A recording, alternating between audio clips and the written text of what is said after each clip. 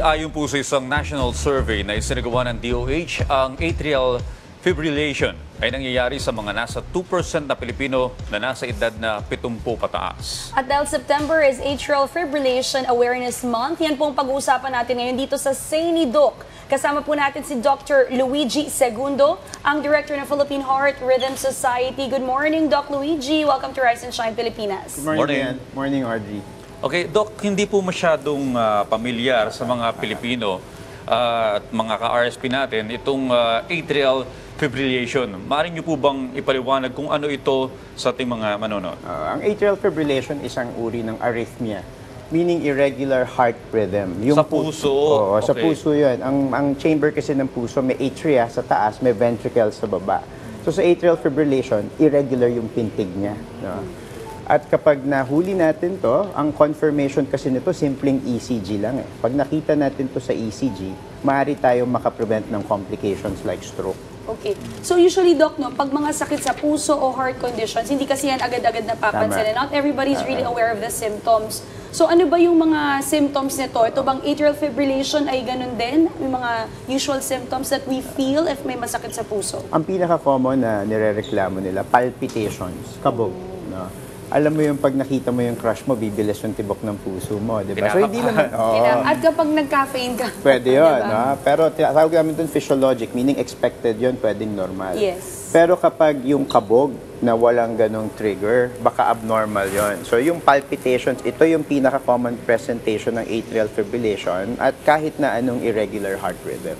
Anong difference sa heartburn ng palpitation? Yung heartburn, dinedescribe yun, may kinalaman yun sa dyspepsia, yung alam ninyong hyperacidity. Yes. Dito kasi nararamdaman yun eh. So inaakala, puso yun, pero actually related yun sa sikmura. Okay, hindi so, yun sa puso. so Doc, just to clear things out, so you're saying na since physiological, expected na like when we drink caffeine, expect naman na palpitation, ito talaga, bigla mo na lang mararamdaman. Pwede, Out of nowhere. Pwedeng walang trigger, or pwedeng matagal mo na siyang nararamdaman. Pero syempre, yung mga caffeine at mga iba pang pwedeng magpabilis ng heart rate, pwedeng exaggerated yung kabog mo. No? Okay. So, kahit sinabi natin na pwedeng normal yung iba, mas maganda pag nakakaramdam ng palpitations, magpa-check up muna to be sure.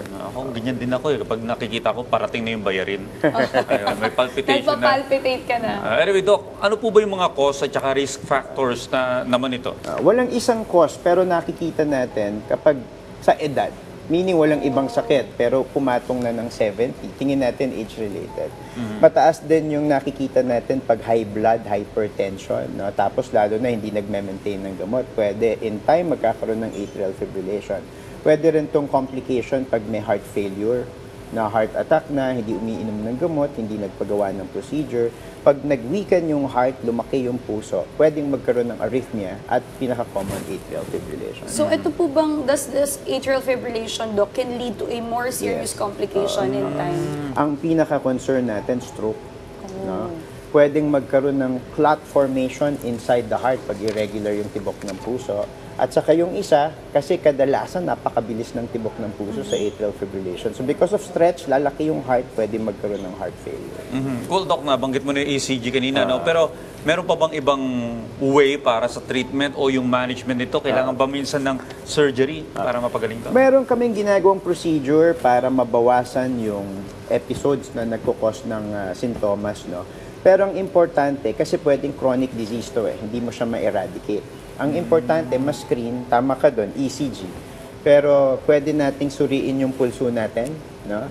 Kapag po nararamdaman nyo, yung iba palpitations, magpa-check. Pero you can check yung pulso ninyo sa hinlalaki, sa thumb, no? Sa ilalim, kapain nyo yung number of beats per minute. Ang normal kasi at rest, 60 to less than 100 per minute. Bukod sa raramdaman mo, 60 to less than 100 per minute. To less than 100 Oo. per At minute. saka mapakapa mo rin siya, dapat regular yung tiempo. No? Okay. Kung napakabagal, napakabilis, o kaya irregular, may skips, baka tamang magpa-screen sa doktor. Alright. 60 or less than 100 a minute. Ano yung abnormal? Abnormal is less than that, less than 60 sobrang at bilis rest, naman. o kaya sobrang bilis. No? Okay. So, well, ito yung wala ka pang masyadong ginagawa. I mean, hindi ka galing Correct, no? At rest, sa dapat physical ganun ang activity. pulso mo.